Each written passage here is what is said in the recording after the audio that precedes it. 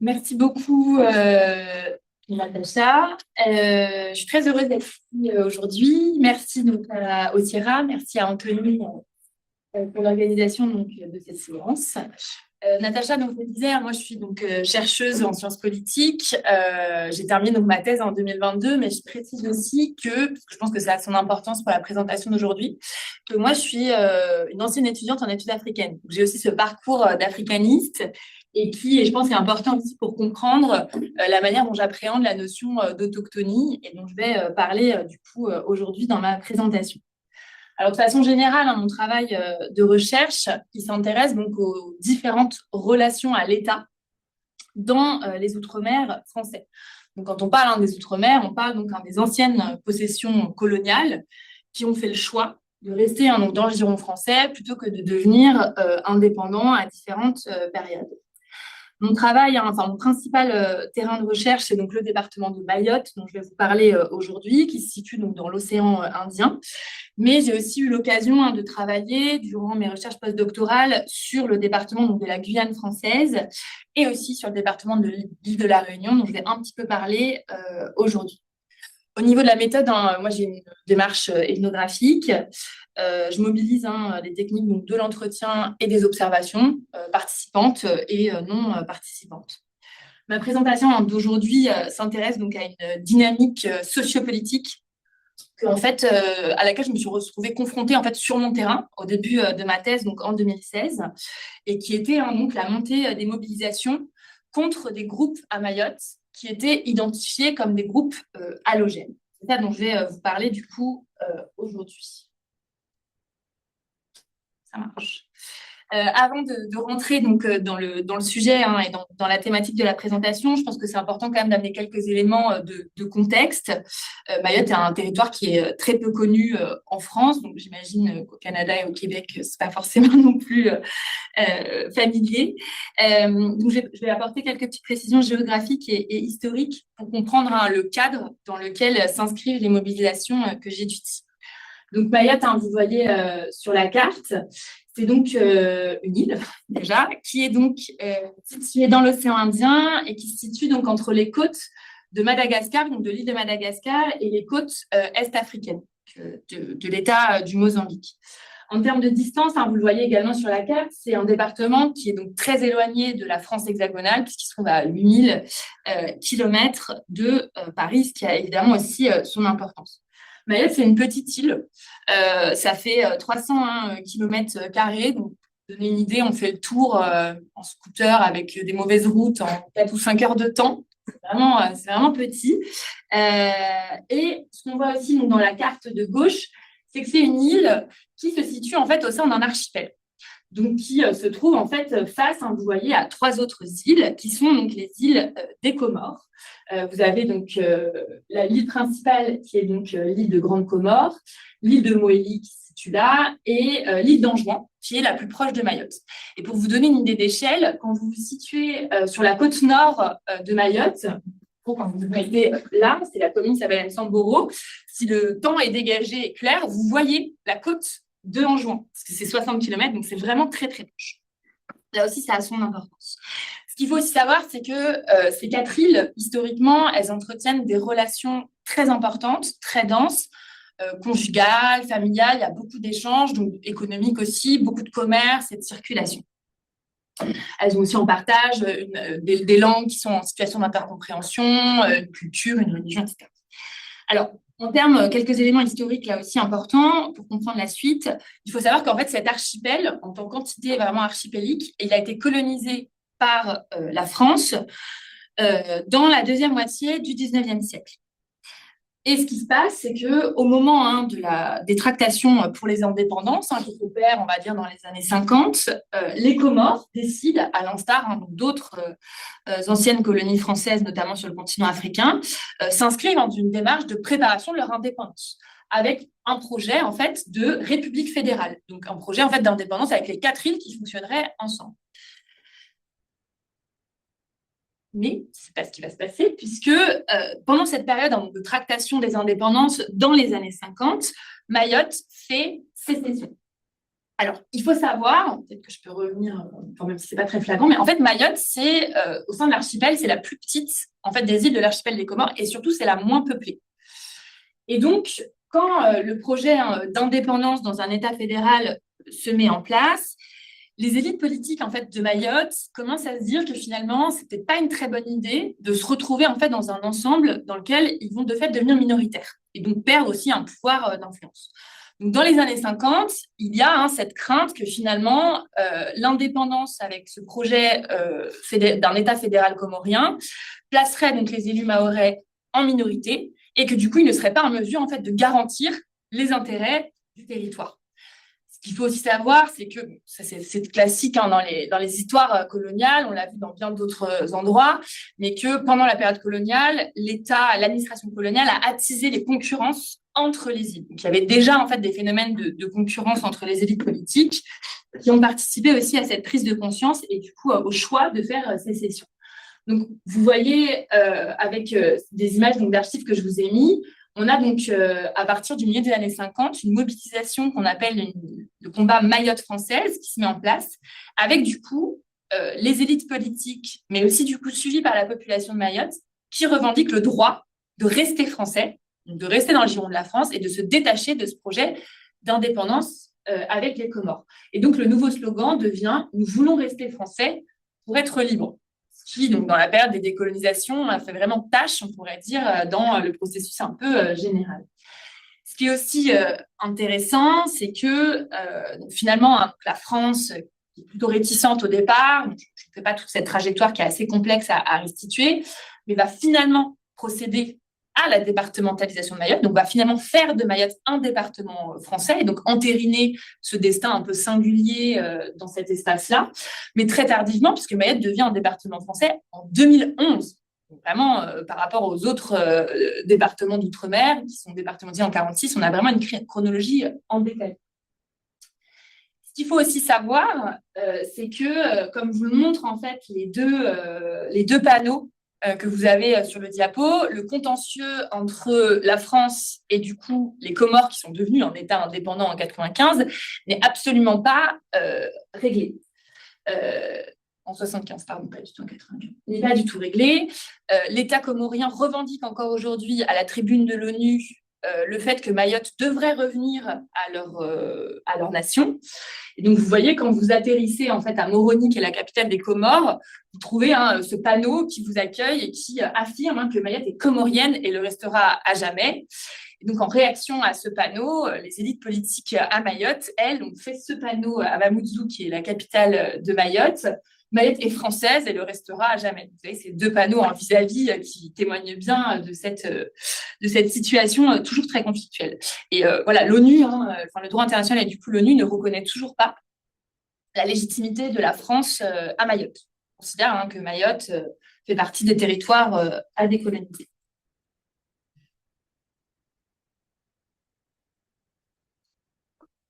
Je vous le disais, la départementalisation de Mayotte, elle s'opère donc tardivement, en 2011, alors même que la population est mobilisée depuis le milieu des années 50 pour demander cette intégration au sein de l'ensemble national. Mais cependant, malgré cette intégration dans l'ensemble national français, ce territoire de Mayotte cumule les vulnérabilités et des inégalités ne cessent de se creuser entre ce département d'outre-mer et la France hexagonale.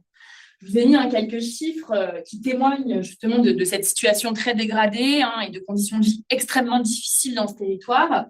Donc, le taux de pauvreté à Mayotte, c'est 77% de la population totale du département contre 14% en hexagone. Il y a une grande différence. Un taux de chômage extrêmement élevé, donc à 37%, alors qu'il est de 7% en hexagone. Vous voyez aussi sur les revenus et du coup, le pouvoir économique, un revenu médian donc, en moyenne de 261 € à Mayotte, alors qu'il est de 2730 € en France hexagonale, et aussi donc un habitat précaire, très dégradé, avec beaucoup de maisons en tôle. Là, je vous ai mis donc une photo assez spectaculaire, qui est en fait une photo qui a été prise après le cyclone. Il y a eu un très grave cyclone à Mayotte en décembre 2024, cyclone Chido. et qui a ravagé littéralement le territoire et qui a notamment mis par terre tous ces habitats de tôle qu'on appelle des bangas à Mayotte. Ce qu'il faut donc retenir, c'est que les conditions de vie des habitants n'ont pas grand-chose à voir finalement avec celles qu'on peut connaître en France hexagonale ou même d'ailleurs en Outre-mer. J'aurai l'occasion d'y revenir en fin de présentation. Ce qu'il faut aussi savoir, c'est que la situation de Mayotte, en fait, elle ne cesse de se dégrader ces dernières années. Donc la départementalisation n'a pas du tout, en fait, justement, garanti une évolution positive de la situation sanitaire, sociale, scolaire du département. Alors, de fait, ce contexte-là génère un sentiment de frustration très fort chez les élites politiques. Je vais en parler en présentant l'extrait d'entretien que vous avez mis, mais pas uniquement. Il y a de façon générale à Mayotte un sentiment d'abandon, c'est comme ça que c'est formulé, qui s'exprime et qui est ressenti très fortement par une population qui se sent abandonnée par l'État français qui n'aurait pas tenu ses promesses portées par la départementalisation. Lorsque j'ai commencé pendant mes recherches à m'intéresser justement à cette relation assez paradoxale à l'État, puisque finalement, l'État, en fait, à Mayotte, suscite des très fortes attentes. On attend de lui, justement, qu'il procure une forme de développement, d'émancipation collective, etc. Mais c'est aussi, l'État fait aussi l'objet de beaucoup de critiques. Je m'attendais, en fait, à trouver, comme dans d'autres territoires ultramarins, des discours assez critiques justement sur l'État et qui viendraient revendiquer une forme d'autonomie, justement, demander plus d'autonomie par rapport à la France hexagonale, voire même une forme d'indépendance, comme on peut voir des formulations d'indépendance ailleurs en Outre-mer. Mais à Mayotte, c'est très particulier aussi, c'est le seul territoire, pour le coup, c'est une vraie singularité au sein des Outre-mer français, il n'y a aucune trace de ce type de revendication. Il n'y a pas du tout de demande d'autonomie. Alors, l'indépendance, c'est encore moins, mais ce n'est pas du tout des discours qui sont même entendables. C'est-à-dire qu'il y a quasiment un tabou aussi sur cette question-là. C'est cette idée qu'on s'est mobilisé collectivement pour devenir un département français. Ça nous a coûté et il n'est pas question, en fait, de revenir sur ce statut. Et du coup, les élus locaux que j'ai rencontrés, lorsque je les interrogeais un petit peu justement sur leur perception et leur rapport à l'État, en fait, ils m'ont tous tenu le même discours. Selon elles et eux, l'ensemble en fait des problèmes que connaît Mayotte, donc problèmes d'insécurité, de sous-développement, des infrastructures, la santé, l'éducation et l'eau potable, qui est un énorme sujet aussi à Mayotte, eh bien en fait tous ces sujets-là s'expliquent par une cause unique qui serait donc l'immigration clandestine. Et c'est ce dont témoigne donc, cet extrait d'entretien que je vous ai mis donc, avec un maire d'une commune de l'île dans le diaporama, et qui me dit alors voilà, à un moment, la population se révolte. Et ça, c'est la responsabilité de l'État. Ce qui ne va pas à Mayotte, quand tu essayes de regarder un petit peu l'abandon de ce territoire, c'est par rapport à l'arrivée massive des clandestins. Alors, ce qu'il faut quand même aussi savoir, c'est que à Mayotte, c'est un territoire qui est quand même soumis à une pression migratoire extrêmement forte, bien plus forte qu'ailleurs en France. Un peu plus, mais maintenant, même d'après le dernier recensement, un peu plus de la moitié la population de Mayotte est d'origine étrangère. Et cette population d'origine étrangère, elle vient très majoritairement, je pense que vous vous en doutez, du coup des Comores voisines. C'est 90% en fait des étrangers qui sont originaires des Comores, même s'il y a une nouvelle route migratoire qui est en train de s'ouvrir en Afrique occidentale. Et du coup, cette situation migratoire fait que l'immigration est en fait perçue comme une espèce de clé de voûte qui vient expliquer tous les problèmes finalement de développement du territoire.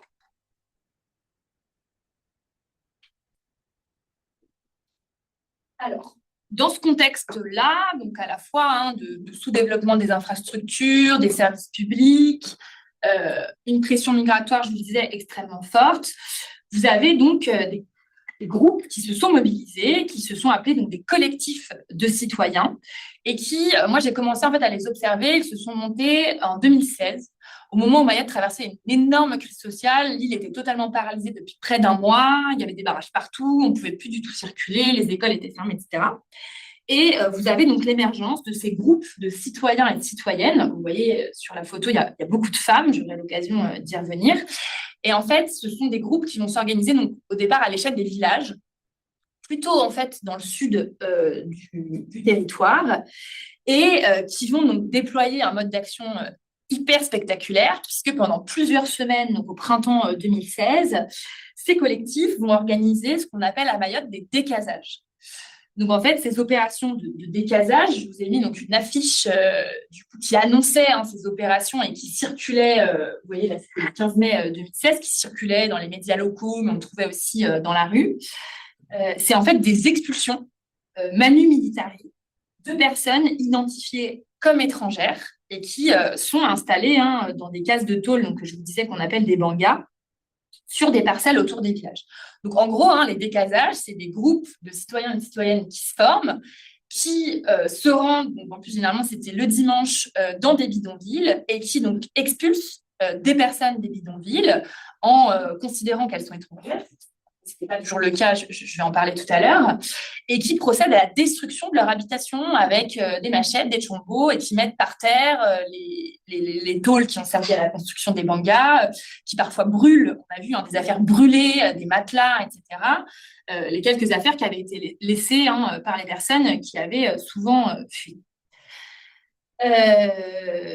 Alors, ces décasages constituent donc un mode d'action très violent, évidemment illégal, bien que, c'est aussi très intéressant sur la question des rapports à l'État, ces décasages étaient en fait perpétrés sous le regard des autorités étatiques. Il y avait la police nationale qui était présente pendant ces opérations et qui avait pour consigne de ne pas intervenir, sauf s'il y avait de la violence contre les personnes, mais s'il y avait de la violence contre les biens matériels, il n'y avait pas d'intervention des forces de l'ordre. On est d'ailleurs très bien intervenu. Et aussi, donc, je le disais, un mode d'action spectaculaire. Mais ce qui a permis de montrer, j'espère en tout cas mon enquête de terrain auprès des membres de ce collectif, c'est qu'en fait leur action, leur répertoire d'action, il se limite justement pas à ce mode d'action spectaculaire. Ils ne se contentent pas, entre guillemets, de faire justement ces décasages qui ont duré plusieurs semaines et qui ont été renouvelés en 2017, mais qui ensuite se sont arrêtés. Mais en fait, ils déploient tout un arsenal en fait très large de modes d'action, y compris plus discrets et qui témoignent aussi de relations plus proches avec les autorités étatiques. Par exemple, il y a tout un travail d'expertise auquel se livrent justement ces collectifs des citoyens, notamment sur les ressources naturelles. Donc, qui recensent, par exemple, la biodiversité dans les mangroves, qui sont des espaces qui sont censés être protégés, qui s'intéressent beaucoup à la question des ressources en eau, et puis aussi d'autres types de pratiques un peu calquées en fait sur des pratiques administratives. J'ai appris par exemple, ils m'ont montré, avant d'opérer des décasages, ils avaient en fait fait une liste de personnes qui avaient donc été identifiées comme occupants des parcelles illégalement, qui ne leur appartenaient pas, et ils étaient allés remettre la liste aux différentes autorités du territoire pour leur permettre elles aussi de pouvoir identifier des personnes en situation irrégulière. Elles font aussi tout un travail de patrouille sur certaines plages. Ces collectifs, la nuit, patrouillent sur des plages du territoire qui sont réputées être des plages où accostent des bateaux de fortune, justement, venus des Comores. Donc voilà, ce que je remarque pendant mon enquête de terrain, c'est qu'en fait, au-delà des décasages, il y a une forme aussi de division du travail avec certains acteurs qui vont plutôt investir certains répertoires que d'autres. Alors, ce que montre aussi l'observation au long cours de cette mobilisation des collectifs, c'est qu'elle est réactivée dans des moments de tension autour de l'accès aux ressources. La question de l'accès aux ressources naturelles, mais aussi aux ressources de l'État, en fait, aux services publics, c'est vraiment en fait le nerf de la guerre, on pourrait dire, de cette mobilisation. Tout à l'heure, je vous disais que la question de l'eau potable à Mayotte, c'était vraiment une question hyper importante. Il faut savoir que le territoire, depuis 2017, connaît chaque année ce qu'on appelle donc des crises de l'eau. Et en fait, les crises de l'eau, concrètement, c'est pendant plusieurs mois de l'année, les habitants, pendant 3 jours à suivre, n'ont plus d'eau qui coule dans le robinet. Et l'eau n'est plus potable pendant plusieurs mois, parce que du fait de cette interruption, l'eau n'est plus potable. Donc, dans un territoire où je vous disais 77% de la population vit sous le seuil de pauvreté, je vous laisse un peu imaginer les conséquences, notamment sanitaires, que ça peut avoir ce type de problématique. Et donc, vous voyez à travers des images de manifestations que je vous ai mis, typiquement la question de l'accès à l'eau suscite des crispations très fortes et entraîne des mobilisations de ces collectifs. Je vous le disais, il y a tout un travail d'expertise que déploient justement ces groupes et ils investissent particulièrement la question de l'eau. Ce dont je me suis rendu compte pendant les entretiens que j'ai faits avec les membres du collectif, c'est qu'il y avait tout un travail en fait pour minimiser le poids du dérèglement climatique et de la sécheresse à Mayotte pour recentrer en fait l'explication de la pénurie d'eau sur la problématique migratoire. Donc, il y avait tout un travail, y compris dans les médias locaux, en fait, de dire que finalement, s'il n'y avait pas d'eau à Mayotte, c'est pas tellement à cause du dérèglement climatique et du fait qu'il ne pleuvait plus et que ça remplissait pas les retenues collinaires qui assurent la distribution, c'est parce qu'en fait, on était trop nombreux sur le territoire. Et pourquoi on était trop nombreux? C'est parce qu'il y avait cette problématique migratoire venue des Comores. Et ça, c'est un exemple parmi d'autres, mais il y avait ce travail-là, en se présentant un peu comme des experts, etc. C'est un travail, en fait, hyper important chez ces collectifs. Ça témoigne aussi de tout l'enjeu pour eux de donner, en fait, une bonne image et de tenter aussi de dépolitiser leur mouvement. Évidemment, ils se doutent bien que d'un œil extérieur, voir des collectifs de citoyens qui revendiquent faire le boulot de l'État et aller dans des bidonvilles, expulser des gens, a priori, ça ne va pas trouver un écho forcément favorable auprès de la population nationale et notamment des élites politiques à l'échelle du gouvernement. Donc, il y a aussi ce travail de dépolitiser leur mobilisation et d'en faire en fait une mobilisation acceptable. Et donc, typiquement, en investissant à la question, par exemple, de l'écologie, de la protection des ressources naturelles, c'est aussi en fait un moyen de faire ça. Alors, il y a un autre espace, on pourrait dire, qu'investissent, enfin, un autre répertoire, on pourrait dire, qu'investissent mes acteurs, mes enquêtés, qui est peut-être un peu plus original, enfin, on retrouve ça aussi dans d'autres types de mobilisation, c'est la question de promouvoir, si vous voulez, une identité mahoraise qui serait totalement différente et très singulière des Comores. Donc, il y a en fait un enjeu aussi de promouvoir et d'affirmer une identité, notamment sur le plan culturel, qui n'aurait rien à voir avec les Comores. Donc, se distinguer vraiment des Comores pour dire, finalement, si on a eu un destin, notamment politique, différent, c'est parce que, en fait, on n'a pas grand-chose à voir, on a une identité culturelle, un patrimoine très différent. Donc, il y a, on peut observer depuis le début des années 2000, tout un travail d'affirmation et de réinvention, on pourrait même dire, d'une identité mahoraise spécifique. Et c'est aussi un travail qui, du coup, est porté par certains membres particulièrement bien dotés en capital scolaire, des collectifs qui, du coup, tentent de constituer, si vous voulez, un patrimoine culturel mahorais bien distinct de celui des Comores pour naturaliser leur expulsion. Et du coup, dans les médias locaux et sur les réseaux sociaux, beaucoup, on a ce que j'ai appelé dans mes travaux des entrepreneurs identitaires qui viennent en fait rappeler à l'ordre celles et ceux qui, justement, par leur comportement, seraient considérés un peu trop proches des Comores. Il y a eu notamment, moi, c'est un sujet qui m'a beaucoup intéressée et que je vais investir dans mes recherches postdoctorales cette année, un événement en 2022 qui peut sembler en fait assez trivial, mais qui en fait est très sérieux. En 2022, il y a eu donc l'élection d'une Miss de beauté, donc dans un concours de beauté local mahoraise, qui devait du coup aller représenter Mayotte au concours à Paris, avec l'ensemble des Miss locales. Il faut savoir que les concours de beauté, c'est un sujet quand même qui est assez sérieux dans les Outre-mer particulièrement, mais en France, c'est aussi des événements qui sont très regardés, très suivis par la population. Voilà. Et donc, Miss Mayotte est élue localement, etc. Et puis, il y a un scandale et il y a une pétition qui est donc mise en ligne et qui va récolter plusieurs milliers de signatures pour demander la destitution de la Miss et qu'elle rende sa couronne parce qu'elle aurait été donc aperçue à un événement public avec sur son écharpe officielle un pins accroché avec le drapeau des Comores.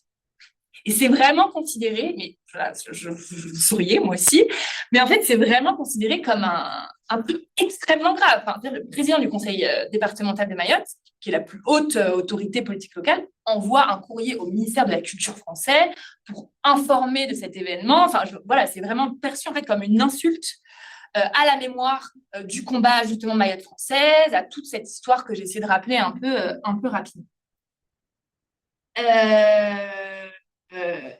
Ce qu'on voit aussi, et alors je vous ai mis du coup un post justement d'un des entrepreneurs identitaires que je suis pas mal sur les réseaux. En fait, ce qu'on voit aussi, c'est que cet expert, enfin, c'est pas vraiment de l'expertise, mais en tout cas, ce mode de mobilisation-là sur les enjeux identitaires et culturels, il vient aussi justement s'articuler à la question de l'héritage politique dont je vous parlais, de cette mémoire autour du combat Mayotte française et ce détachement des Comores. Vous voyez cet enquêté, il met un post, qui poste énormément de choses sur les réseaux, et il a mis un post donc, le 29 janvier dernier, Il raconte en fait que à l'occasion d'une assemblée politique, le président du conseil départemental, qui est la plus haute autorité politique de l'île, aurait donc tenu des propos scandaleux et inadmissibles. Et en fait, la personne, Adrien de Soli, c'est en fait le sultan de Mayotte qui avait vendu Mayotte à la France. C'est vraiment un personnage hyper central dans cette histoire, dans tout ce récit colonial. Et voilà, le président du conseil départemental aurait dit ça, qu'il aurait vendu Mayotte à la France, ce qui est totalement vrai historiquement, mais à Mayotte, c'est des choses qu'on ne peut pas dire. Et donc, cet entrepreneur identitaire est hyper suivi sur les réseaux, et il vient rappeler à l'ordre le président du conseil départemental en disant, attention, quand tu dis ça, tu peux être accusé du coup d'être un peu trop proche des Comores et du coup de te faire disqualifier politiquement et du coup de ne pas gagner les prochaines élections. Donc il y a aussi toute cette espèce d'économie qui se met en place. La question de l'importance justement de cette mémoire politique et de comment est-ce qu'elle structure les comportements encore aujourd'hui, on la retrouve en fait directement dans les discours des membres des collectifs. Je vous en ai mis un extrait ici. Bakri et Faiza, qui sont donc deux membres du CODIM. Le CODIM, c'est le collectif de défense des intérêts de Mayotte. C'est en gros le collectif qui a un peu scindé, fusionné tous les collectifs villageois. Et il m'explique, dans le collectif, il y a des mamies, des femmes qui n'arrivent même pas à marcher, qui sont juste là à nous demander « Vous faites quoi? Vous en êtes où ?» et qui ont combattu depuis des années, qui ont vécu le combat Mayotte française et tout ça. Mais ils sont là, ces gens. Le CODIM, ce n'est pas que des délinquants. Ils racontent tout ça, ce qu'ils ont vécu. Elle me dit, voilà, elle est déçue parce qu'elle pensait que j'étais une journaliste et que j'allais pouvoir la filmer. Ce qui dit autre chose de la relation d'enquête un peu problématique que j'avais avec eux. Mais voilà, on voit comment est-ce que ces enquêtés revendiquent cet héritage du combat Mayotte française des années 60. Pour les enquêtés, se mobiliser contre l'immigration, contre la présence des Comoriens à Mayotte, c'est en fait un moyen de perpétuer cette lutte politique largement menée par des femmes qui ont été en fait des figures historiques de la mobilisation des années 60. C'était principalement des femmes en fait qui étaient mobilisées dans la lutte départementaliste des années 60-70. Et là encore, dans ce discours, on retrouve aussi l'enjeu de respectabilité dont je parlais tout à l'heure. On voit bien qu'il y a une stratégie de mettre à distance la xénophobie et le racisme dont les membres de ces collectifs se savent accusés, en particulier par la petite communauté métropolitaine qui est présente sur l'île, que j'incarne aussi de fait, pour ainsi dire, malgré moi, et qui voit, je vous le disais, un très mauvais œil ces acteurs qui revendiquent faire le boulot à la place de l'État. Alors, ce que montre aussi mon enquête auprès du collectif, c'est que les frontières de l'exclusion se recomposent en fait au-delà du clivage citoyen-étranger. À travers leur mobilisation, il ne s'agit pas uniquement de procéder à l'exclusion des personnes en situation irrégulière, parce qu'au départ, c'est ce qu'ils revendiquent dans leur discours, les collectifs, ils disent, nous, en gros, on veut mettre dehors les étrangers, les personnes en situation irrégulière. Mais dans les faits, on voit bien qu'ils vont au-delà finalement de ce clivage étranger-citoyen. Et il s'agit en fait plus largement d'opérer le tri entre ceux qui ont le droit d'être là sur la base d'une identité autochtoniste, qui vient exclure celles et ceux qui n'appartiendraient pas à la terre. Et ça m'a été en fait livré, on pourrait dire, lorsqu'en entretien, je leur posais la question parce que moi, j'avais pu observer que certaines personnes qui avaient été victimes de décasage, c'était des personnes qui avaient les papiers français. Certains avaient la nationalité française, donc avaient vraiment la carte d'identité, et d'autres avaient des autorisations de séjour. Donc, du coup, ça semblait a priori rentrer en contradiction avec leur mot d'ordre. Et donc, quand je leur pose la question en entretien, en disant comment vous expliquez ça, en fait, ils me déploient tout un discours, donc je n'ai pas le temps ici de lire, mais en gros, l'idée, c'est que dans leur manière de concevoir justement l'identité et l'appartenance au territoire, l'idée d'une citoyenneté acquise par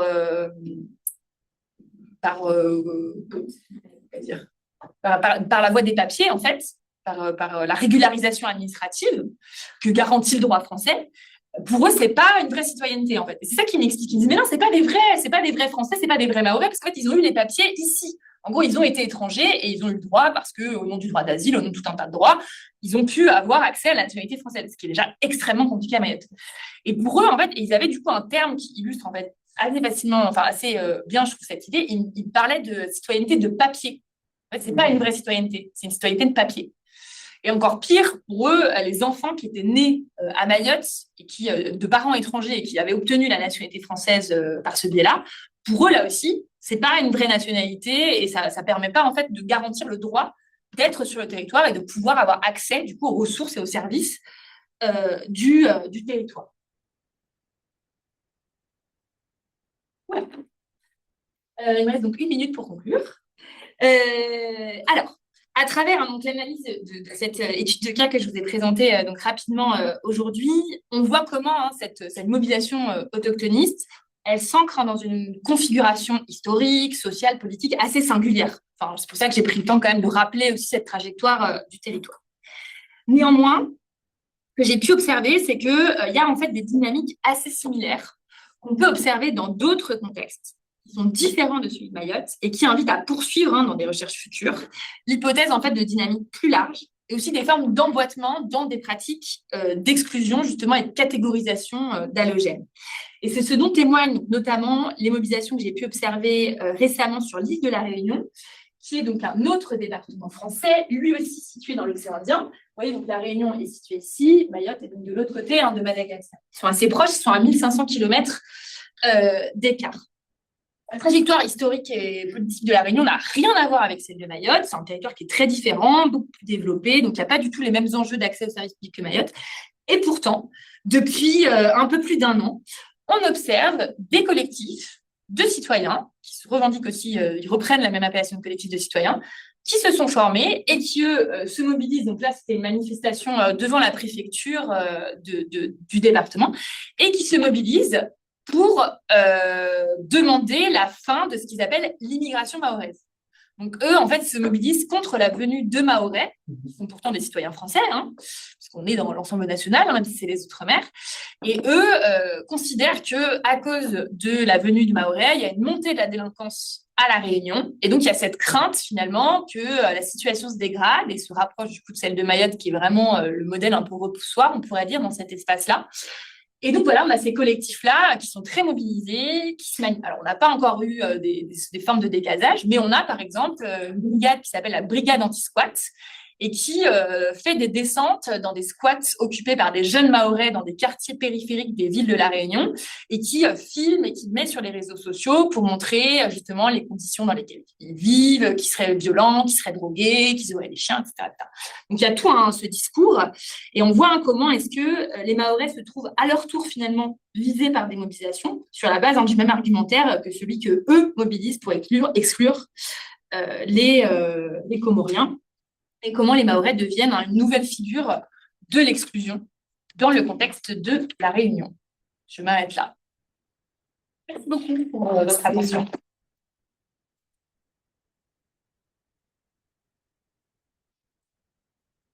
On va prendre des questions.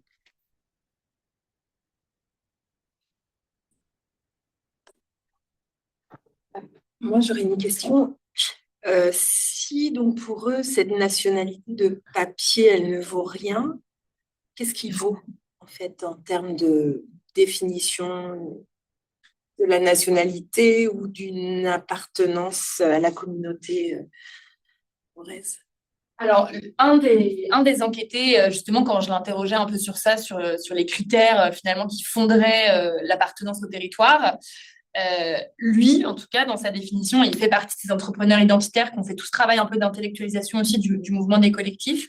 Lui, ce qu'il disait, c'est en fait dès lors qu'il y a eu un ancêtre qui venait d'une des autres îles, ça excluait une vraie appartenance. Il me disait ça, il me disait, dans l'extrait d'entretien, j'avais hésité à vous le mettre, il disait, oui, tu vois, il y en a un, il me dit qu'il est mahorais, mais en fait, son arrière-grand-père, il venait d'Anjouan, donc il est en face. Et ben en fait, non, c'est pas parce qu'il est là qu'il est mahorais, même s'il est là depuis le 19e siècle. Ça, c'est le discours, mais dans les faits, et comme je vous disais, avec toutes ces circulations et ces échanges, notamment matrimoniaux, je serais bien en peine, je pense, de trouver un Mahorais sur l'île qui n'a pas, en fait, dans ses ascendances... Enfin, je veux dire, il y a eu tellement de mélanges historiquement que... Voilà, en fait, il y a une conception qui est complètement fantasmée, un truc hyper rigoriste de l'identité, mais qui, dans les faits, je pense, n'existe même pas, en fait. Donc, il y a aussi... Et puis, en fait, ce qu'on voit aussi, c'est que dans les faits, ils ne sont pas tous d'accord, en fait, sur qui on doit exclure. il y a une idée un peu générale de c'est les étrangers qu'on exclut, mais dans les faits, il y a tellement je vous disais, la moitié de la population est étrangère à Mayotte. Et quand on voit en fait aussi qui sont visés par les dégazages, on voit que c'est pas que la question de la nationalité ou de l'ascendance, etc. C'est par exemple aussi des fois une manière de résoudre des conflits de voisinage. Voilà, on a en fait une famille à qui on a loué un terrain pendant des années, mais là on veut récupérer le terrain parce qu'en fait on veut faire de l'agriculture. La famille ne veut pas partir. Il n'y a évidemment pas de bail ou quoi que ce soit qui institutionnalise les choses. Et donc, on fait appel à un collectif pour les faire dégager, en fait. Donc, ça vient aussi être un mode aussi de régulation des conflits, parfois à l'échelle en fait, ultra-locale, quoi.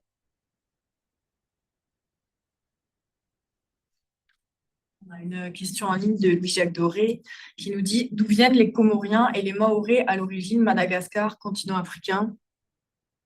Alors, je ne suis pas du tout spécialiste du peuplement de Mayotte, mais en tout cas, moi, de ce que je sais, c'est qu'il y a eu plusieurs vagues de peuplement. Et donc, il y a eu une vague qui est venue des Chiraziens et une vague qui est aussi, du coup, venue des Bantous, parce que, du coup, la langue qui est parlée à Mayotte, c'est un mélange, du coup, ça dérive des langues bantoues. Donc, en tout cas, l'origine du peuplement est la même pour les Comores. Et pour Mayotte, enfin, je veux dire, il n'y a pas eu de différenciation dans les vagues d'implantation. Est-ce que la France métropolitaine, les mouvements identitaires de la France métropolitaine ont utilisé la situation à Mayotte pour faire avancer leur propre programme? C'est hyper intéressant, votre question.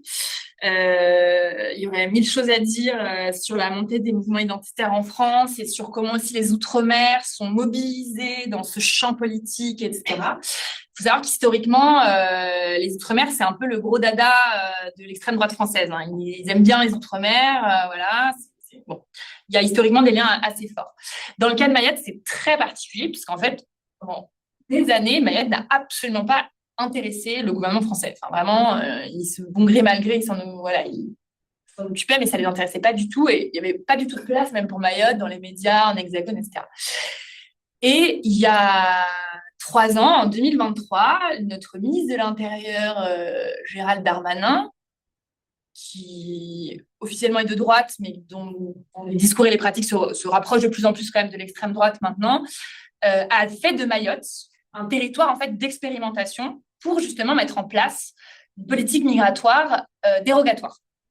Alors, ils ont du coup suspendu le droit du sol, qui est quand même inscrit dans la Constitution française. Maintenant, un enfant qui naît à Mayotte n'a plus accès à la nationalité française de droit. Les conditions d'accès sont complètement délirantes, c'est-à-dire qu'aucun enfant en fait ne va vraiment pouvoir. La loi a été promulguée en 2023. Aucun enfant ne pourra avoir accès en fait à la nationalité du coup par ce qui a été proposé dans le cadre de la loi. Donc il y a eu ça, et ensuite il a aussi lancé une opération qui était ultra médiatisée en France, qui s'appelait l'opération Wambouchou. C'était en fait une opération militaire secrète. Donc on a su en fait un matin, on s'est réveillé et puis c'était sur toutes les infos. Le gouvernement français avait envoyé 1000 policiers, des navires de guerre, etc. pour mener une opération vaste à l'échelle du territoire. Parce que je dis en fait c'est assez petit, donc c'est un territoire qui paradoxalement pourrait être contrôlé assez facilement. Et voilà. Et donc du coup ils ont investi en fait le territoire, et pendant 6 semaines il y a eu des vagues en fait de décasage, mais cette fois-ci opérées par l'État. Mais dans des conditions, enfin c'était complètement, enfin les magistrats sur place se sont insurgés, enfin c'était gravissime ce qui s'est passé. Et ce qui est assez entre guillemets cocasse, c'est que cette opération qui aurait pu être un drame humanitaire, hein, littéralement même un drame humain en fait, a été complètement bloquée, parce qu'en fait ce qui s'est passé, c'est que avec le contentieux entre la France et les Comores, le gouvernement comorien a refusé les expulsions. Donc, alors même qu'il y avait des bateaux qui étaient prêts à partir remplis de personnes sans papier, le gouvernement a dit ben non, on ne vous laissera pas accoster. Et donc, ils ont été bloqués et ils sont partis à Paris. Il ne s'est pas passé grand-chose, en fait. À part ça témoigne quand même des tensions. Donc oui, la France, alors l'extrême droite, il y aurait tout un débat aussi de qui est d'extrême droite maintenant en France, mais en tout cas, le gouvernement actuel utilise vraiment Mayotte comme un laboratoire pour venir justement expérimenter tout un tas de choses sur les questions d'accès à la citoyenneté, à la nationalité, et sur aussi mettre en place une pratique ultra-violente policière pour lutter contre l'immigration clandestine. Enfin, Mayotte, c'est 20 000 reconduites à la frontière par an. C'est plus de la moitié de ce que fait la France dans son ensemble. Donc, tous les jours, vous avez 600 Comoriens qui sont expulsés par jour. Donc, vous avez des bateaux qui partent en continu, quoi. Et ça se voit vraiment. Je veux dire, quand on se balade, c'est très fort dans le paysage aussi, quoi.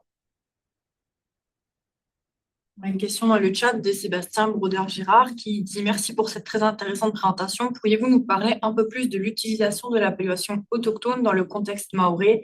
S'agit-il d'une mobilisation récente et y a-t-il une volonté de l'allier à un contexte international plus large, par exemple aux instances des Nations Unies? Ça aussi, c'est assez intéressant. J'ai pas trop le temps encore de développer dans la présentation. Et en plus, ça va vraiment être au cœur en fait, d'un projet de recherche que je commence seulement le mois prochain. Je suis pas encore tout à fait au clair. Mais ce que je trouve très intéressant, je vous parlais un peu de la singularité de Mayotte dans l'ensemble des Outre-mer. Je vous disais, c'est le seul territoire finalement où il n'y a pas de revendication d'indépendance, d'autonomie, et où justement, ce lexique de l'autochtonie n'est pas du tout présent. C'est pas du tout un terme vernaculaire. Il parle pas des autochtones, il y a pas, c'est pas du tout un vocabulaire qui est employé à Mayotte. Et ce qu'il n'y a pas non plus, c'est tout justement ces revendications d'une forme de différenciation culturelle. Aux Antilles, enfin en Guyane, il y a eu dans les années 90-2000 un mouvement de reconnaissance pour les spécificités culturelles, la reconnaissance de la langue. À Mayotte, c'est l'exact inverse. Ils sont tous en mode non, on ne veut pas de différenciation, on ne veut pas de reconnaissance de nos langues locales, on veut du français, on veut plus d'État, en fait, on veut de l'assimilation, la plus forte possible à l'Hexagone. Donc, du coup, les élus, donc les élites politiques qui sont aussi les porteurs en fait, de ce message-là, se trouvent un petit peu coincés parce qu'en fait, ils ne peuvent pas vraiment justement se saisir de ce vocabulaire de l'autochtonie, de la différenciation, parce qu'il y a cette espèce d'injonction, finalement, à s'inscrire dans une politique d'assimilation. Donc, il y a pas, ça n'existe pas.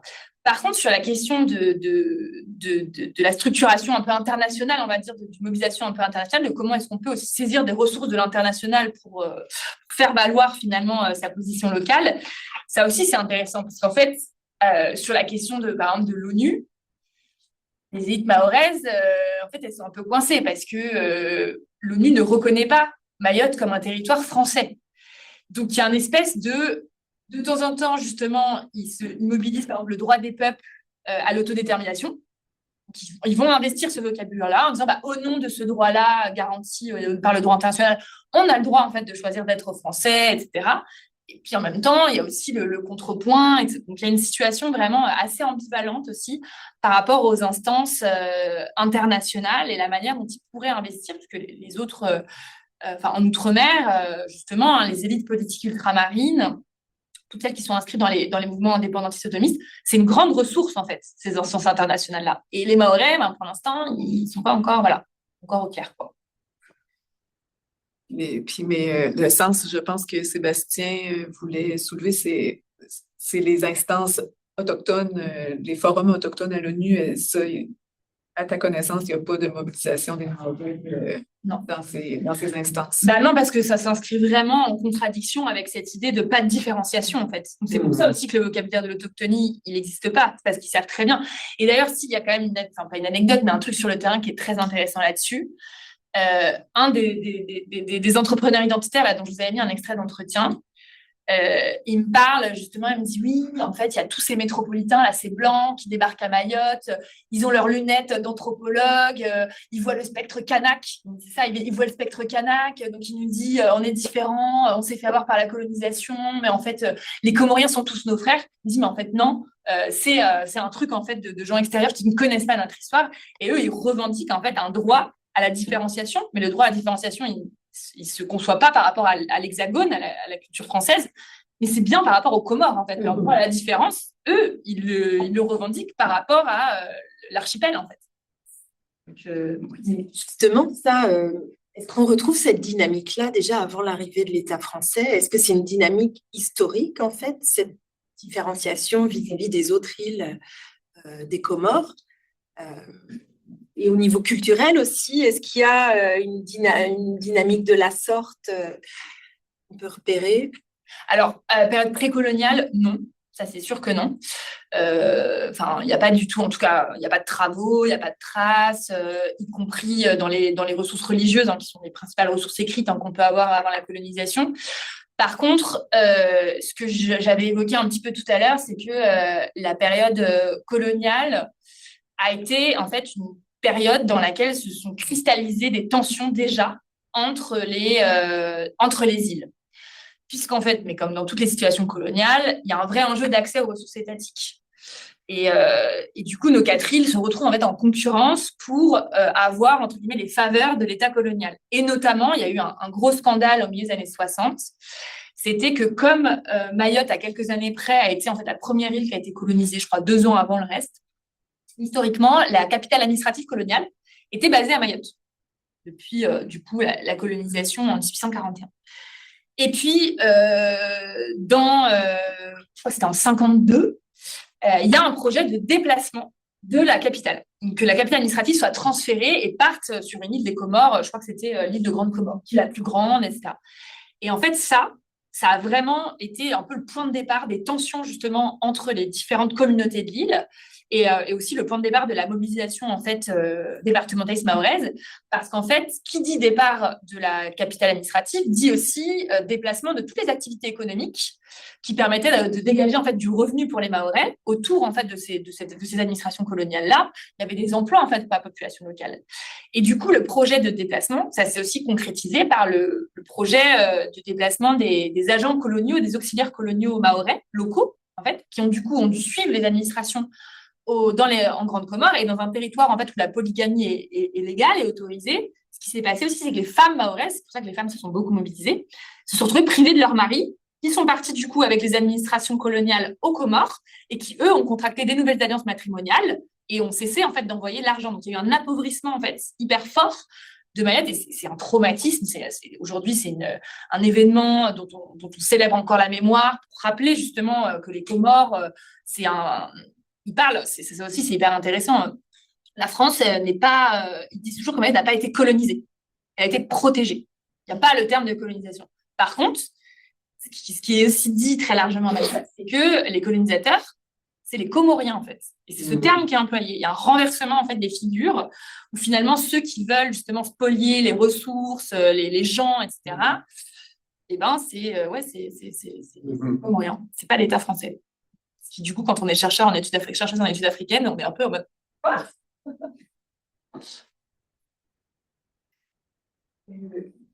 Peut-être sur le terme autochtone, s'il n'est pas utilisé en français, est-ce qu'il y a des termes dans les langues vernaculaires qui sont utilisés qui pourraient renvoyer à cette différenciation-là entre ceux qui viennent d'ici, qui sont ancrés dans le territoire, dans le sol, et ceux qui viennent d'ailleurs? Alors, il y a en fait aussi, mais ça, c'est du coup un travail aussi qui s'inscrit dans ce travail de patrimonialisation de l'identité. Donc, c'est difficile en fait de voir s'il n'y a pas derrière une politisation. Mais en tout cas, moi, un des acteurs que j'ai rencontré, il avait une lecture étymologique du terme mahorais en m'expliquant justement, du coup, en langue vernaculaire, la langue c'est le shimaoré. Il m'expliquait, tu vois, le M majuscule, c'est le muchu. Muchu, ça veut dire qui appartient à la terre. Mais en fait, comme la langue shimaoré n'est pas fixée à l'écrit, il n'y a pas de dictionnaire. En fait, on peut me dire tout ce qu'il veut. Je veux dire, je suis pas linguiste. Et en fait, personne n'a fait ce travail-là de recensement. Donc, en fait, on ne sait pas si ça fait partie de ce processus de réinvention de l'identité ou si effectivement, ce qui est aussi totalement possible, étymologiquement, mahorais, il y a fondamentalement la question de l'appartenance à la terre. Mais du coup, voilà, on ne peut pas faire Ça serait intéressant de faire une enquête là-dessus sur l'usage de ce terme-là puis son étymologie auprès d'autres locuteurs. Ouais, mais il y a un groupe de linguistes, pour le coup, qui se sont un peu intéressés à Mayotte. Ça pourrait être intéressant de savoir si eux, ils n'ont pas des éléments, effectivement, là-dessus, ouais.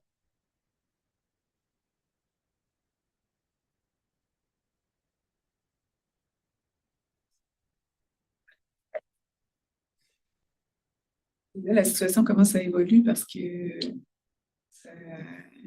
depuis cette intervention-là de Darmanian. Ouais, il y en a eu 2, il y a eu Wambouchou 2, il y a eu Wambouchou 3, ils avaient toute une saga, il ne s'est pas arrêté. Ça n'a absolument eu aucun effet au long cours. En fait, ce qu'on voit, c'est que la restriction de l'accès à la nationalité ne change rien dans la dynamique migratoire. Ça ne fait absolument pas baisser en fait, les flux. Parce que les gens, ce n'est pas du tout une migration. Aujourd'hui, dans les projets migratoires des familles qui migrent, la question de l'accès à la nationalité, ils savent très bien que déjà, en fait, c'était rendu très compliqué. Parce que si je ne l'ai pas dit, mais les collectifs, depuis 2016, un de leurs modes d'action privilégiés qui marche hyper bien parce que du coup, ça arrange bien l'État, c'est qu'ils bloquent le service de délivrance des titres de séjour de la préfecture. Donc, en fait, ils font asseoir 3 mamies devant le service avec un drapeau Mayotte française. Et pendant 6 mois, il n'y a plus une délivrance de titre de séjour. C'est vraiment ça qui se passe depuis 2016. C'est complètement, c'est complètement dingue. Et donc, du coup, voilà, évidemment qu'ils sont bien au courant, les gens, quand ils ont ce projet migratoire-là, qu'ils n'auront pas accès à la nationalité et même pas au titre de séjour. On voit, c'est que vraiment, en fait, c'est des migrations sanitaires, parfois pour des enjeux de survie. Enfin, aux Comores, on meurt du diabète. Hein. Enfin, je veux dire, c'est la situation, il n'y a pas d'hôpitaux, il n'y a rien, c'est catastrophique. C'est le 3e pays le plus pauvre du monde. Donc, de fait, les stratégies migratoires, c'est de la migration de survie, donc, et parfois aussi de regroupement familial. Donc, l'accès à la nationalité ne change rien. Donc, ça, déjà, c'est un point. Donc, il n'y a pas du tout de baisse dans les flux migratoires. Par contre, il y a une nouvelle problématique, et là aussi sur l'hypothèse de l'emboîtement des figures d'altérité, ça serait intéressant de la creuser, c'est que depuis 2 ans, vous avez une nouvelle route migratoire qui s'est ouverte, et qui vient en fait de l'Afrique des Grands Lacs. Donc, et vous avez du coup une nouvelle population migrante qui n'a rien à voir avec justement les Comoriens, parce que ce n'est pas du tout les mêmes logiques d'installation. Et notamment à Mayotte, vous avez eu pour la première fois en 2024 des camps de migrants. Il n'y a pas de camps de migrants à Mayotte. Parce qu'en fait, comme il y a quand même des réseaux de solidarité, de diasporique, etc., bon, bah, les Comoriens, ils s'installaient dans des quartiers de bidonville, etc. Qui ont de la famille. Oui, voilà, les voisins, en fait, tu t'entraides, pendant le premier mois, tu donnes. Enfin, voilà. Et là, du coup, nouvelle route migratoire, nouvelle figure de la migration, et pour le coup, plus du tout les mêmes profils, plus du tout les mêmes logiques d'installation, et surtout des gens qui étaient, pour 90% d'entre eux, éligibles au droit d'asile. Donc là, du coup, on ne pouvait pas les reconduire à la frontière dans la journée, comme ce que l'État peut faire avec les Comoriens. En fait. Donc ça a été un vrai problème public. Et à Mayotte, ça suscite des tensions très, très, très, très fortes, ces nouveaux groupes-là. Et ce qui est hyper intéressant, je trouve, c'est que il y a eu en fait des espèces de collectifs de patrouilles pour sécuriser autour des camps de migrants, avec cette idée aussi que les migrants, ce seraient ceux qui perpétreraient les vols, voilà. Et dans les patrouilles, il y avait des Comoriens, en fait. Ouais. Parce qu'en fait, il y a, mais c'est très classique, en fait, un report du stigmate, nouvelle figure en fait de l'altérisation, en fait, des migrants entre guillemets en dessous de soi dans les hiérarchies sociales, économiques, raciales. Bon. Et du coup, eux-mêmes participent, mais je pense que ça participe aussi d'un truc d'inclusion, etc., d'intégration. Mais on voit aussi que des Comoriens commencent à tenir voilà, des discours en fait, contre cette immigration-là. L'autre chose qui me frappe, c'est quand même que l'État ne réagit pas à ces brigades qui sont des milices, hein, des formes de milices. Donc, ça fait l'affaire de l'État. On a vu des milices dans d'autres contextes où est-ce que l'État ne réagissait pas non plus. Donc, en fait, c'est que ces milices-là, elles allaient dans le sens de l'État, en fait. Enfin, tu vois, au final, en 2016, ils excluent des gens en considérant que leur papier ne vaut rien. 5 ans plus tard, l'État restreint l'accès à la nationalité et remet en question le droit du sol. Donc, au final, il s'inscrit dans le prolongement en fait, direct. Donc, moi, je pense que tant que ces collectifs-là vont en fait dans ce sens d'une militarisation. Enfin, ça recoupe en fait tout ce que l'État fait à Mayotte et ils arrivent quand même à les voilà, ils les tiennent quand même un peu à distance et ils en font. Et puis c'est devenu en fait un acteur incontournable. Aujourd'hui, les collectifs, depuis 2 ans, ils participent aux réunions de la sécurité de la préfecture. Moi, je les ai vus en réunion là quand mon dernier terrain à Mayotte, c'était aux réunions sur la sécurité publique à Mamoudzou. Alors qu'en 2016, ils étaient avec des machettes en train de faire des dessins dans des bidonvilles. C'est un peu une forme d'administration indirecte. Ouais. Ouais, dans un contexte de raréfaction des ressources étatiques, des budgets, c'est de la main-d'œuvre pas chère.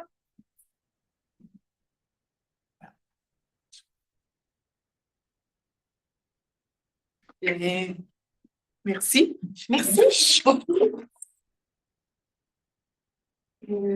Donc, merci à tout le monde pour